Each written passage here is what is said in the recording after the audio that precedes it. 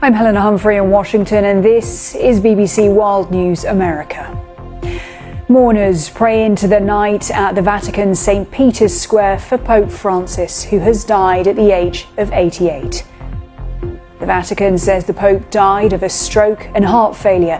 His funeral will take place within a week. The Pontiff's death prompts an outpouring of grief across the globe. The Pope was the leader of more than 1 billion Catholics.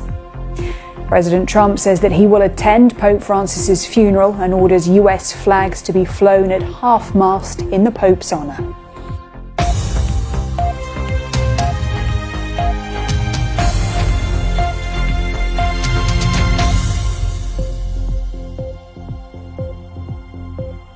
Welcome to World News America. I'm Helena Humphrey. Very good to have you with us.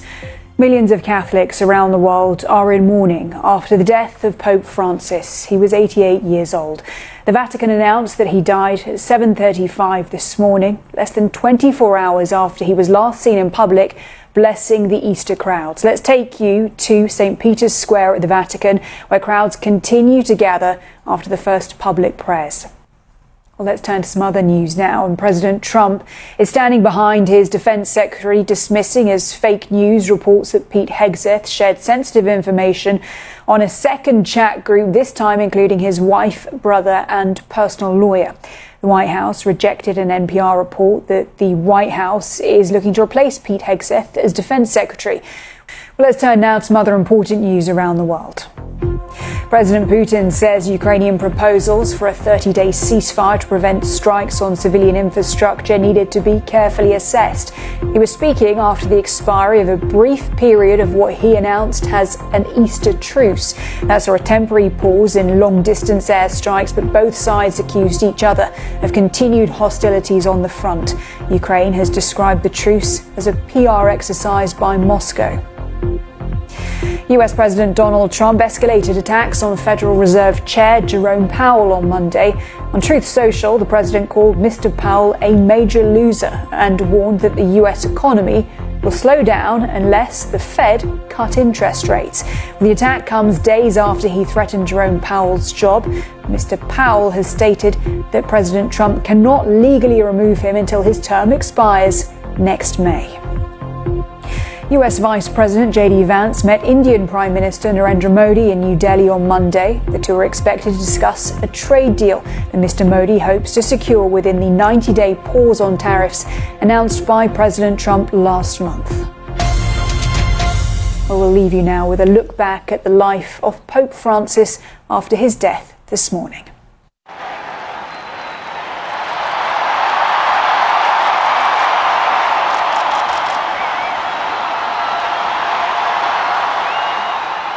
Fratelli e sorelle, buonasera.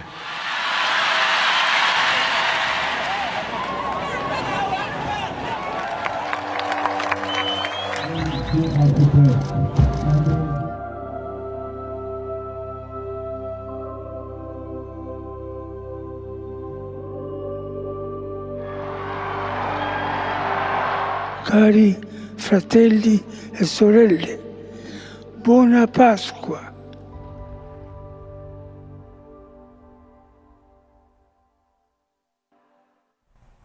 And before we go, let's just show you these live pictures. They are coming into us from Buenos Aires in Argentina, where Mass is being held as mourners pay their respects to Pope Francis. Well, earlier, large crowds gathered in Rome, St. Peter's Square, to hear the first public prayers. And inside the Vatican, the body of the Pope is being placed in a coffin and could be moved to St. Peter's Basilica to lie in state as early as Wednesday. Currently, it is lying in rest at a chapel there at the Vatican. Well, the funeral of Latin America's first Pope will take place within a week. He's chosen to be buried in the Basilica of Santa Maria Maggiore in Rome rather than in the Vatican, like many of his predecessors. And at his request, the coffin will be placed in the ground with no particular decoration or ornamentation. We are watching BBC News. This is World News America. I'm Helena Humphrey in Washington, D.C. Thank you for being with us. I'll see you soon. Bye for now.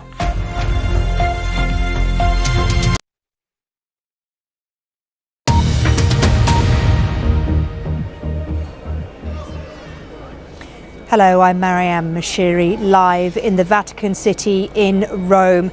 And Catholics around the world are mourning Pope Francis, who has died at the age of 88.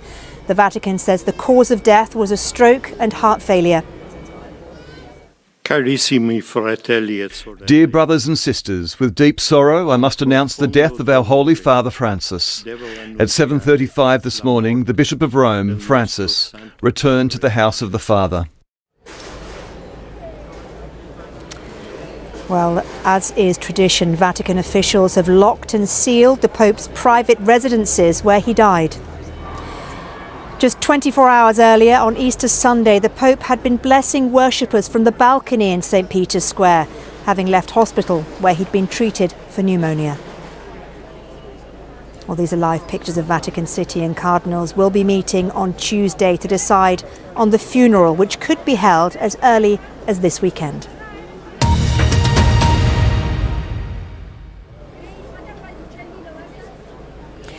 Well, welcome to a very sombre Vatican City in Rome. The time is just past 11:30. And yet, if I look around me, mourners, pilgrims and tourists continue to flood into the square to pay their respects to the Pope. Now, he may have been 88 years old, he may have been in ill health. He just came out of hospital on the 23rd of March after battling double pneumonia for 4 weeks. But there is a palpable sense of shock here this evening. Why? Well, because over the weekend, the Pope made a surprise appearance on the balcony behind me to bless the crowds on the Easter Sunday blessing.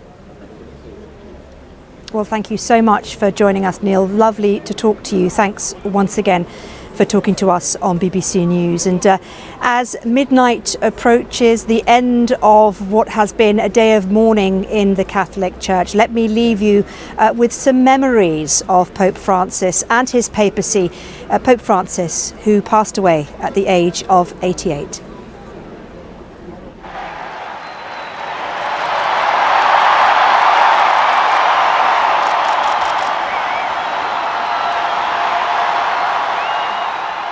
Fratelli e sorelle, buonasera.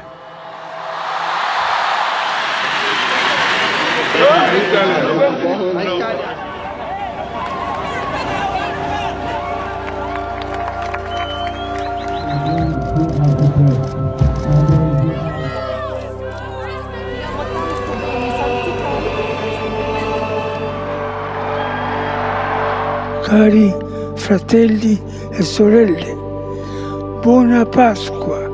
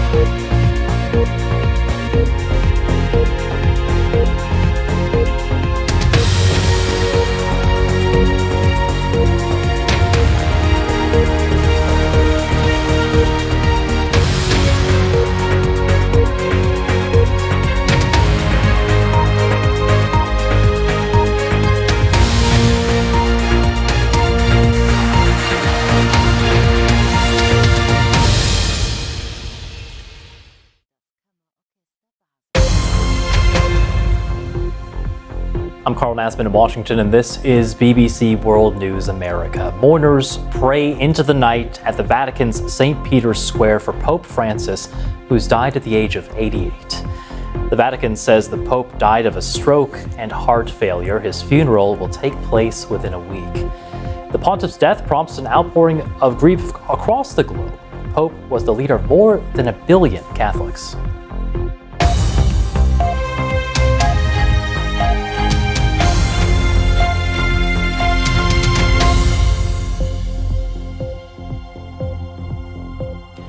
Welcome to World News America. Millions of Catholics around the world are mourning the death of Pope Francis, who's died at the age of 88. The Vatican has released a death certificate saying that the pontiff died of a stroke and subsequent heart failure. He'd been in frail health for the past few months. Well, joining me now in studio is Father Brian Paulson, president of the Jesuit Conference of Canada and the United States. It's great to have you here with us. What are your reflections today as we're witnessing everything that's playing out? That's how Pope Francis lived his life. We saw many moments playing out to put those words into action as well. Absolutely. Father Brian Paulson, president of the Jesuit Conference of Canada and the United States, thank you for coming in. Appreciate it. Thank you. Around the world and across the UK, this is BBC News. Prayer services have been held across the UK with a Requiem Mass at Westminster Cathedral for people to pay their respects to Pope Francis. Cardinal Timothy Radcliffe shared his memories of the pontiff. You're live with BBC News. Let's take a look now at what's going to take place over the next few days as Catholics around the world say their farewells to the Pope. On Monday night, Pope Francis's body is laid in a coffin in a chapel at his St. Martha residence. The Pope's funeral is traditionally then held within 4 to 6 days of his death, with a funeral mass taking place in St. Peter's Square. Pope Francis's death will set in motion then what's called the conclave. That's the political process for the Church to choose a new leader. The vote is held in the Sistine Chapel and usually takes place about 15 to 20 days after the Pope's death. Our Mark Easton has more. And will remain part of his legacy. Thank you so much, Miguel Diaz. We're just out of time here at the end of the show. Former U.S. Ambassador to the Holy See. Thank you very much. We'll leave you now with this look back at the life of Pope Francis.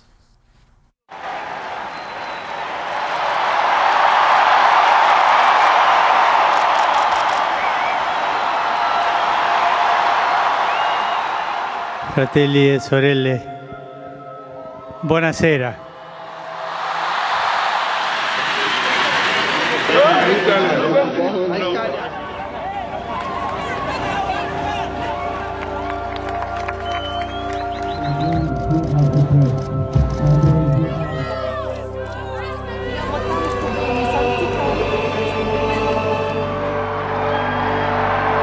Cari fratelli e sorelle, buona Pasqua.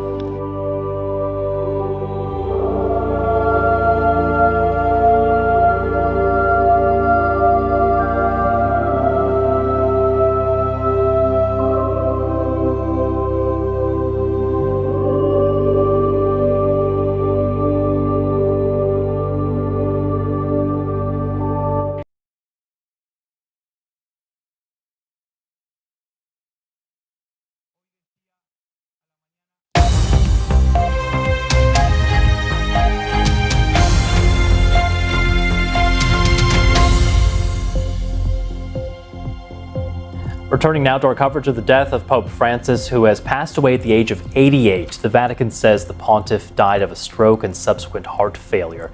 His passing came less than 24 hours after his final public visit when he addressed crowds at the Vatican on Easter Sunday. Countries around the world have been marking the death of the Pope, as our world news correspondent Joe Inwood reports.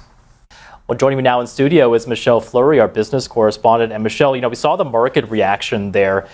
Does it have to do you think, with the president's comments about the Federal Reserve Chair? Could that be part of what's unsettling here, besides the tariffs, obviously? Yeah, really interesting stuff. It'll be interesting to see how these meetings play out this week. Michelle Fleury, always great to have you here in the studio. Thank you. Well, the White House says the U.S. Secretary of Defense isn't going anywhere. That's despite reports that he shared information about a forthcoming military strike with members of his own family. Well, reminder, you can always get more of the day's news on our website. That's bbc.com/news. And before we go, we want to take you now to see some more live images. This is Vatican City, of course, in Rome. There are still people there in the middle of the night, still paying their respects to Pope Francis, who passed away at the age of 88. We've seen similar scenes playing out, of course, across the world. Many people, many of the world's Catholics saying goodbye and wishing, paying their respects to him. And we'll continue to see, of course, scenes like that playing out over the next few days. I'm Cral Nasman. Thanks for watching World News America.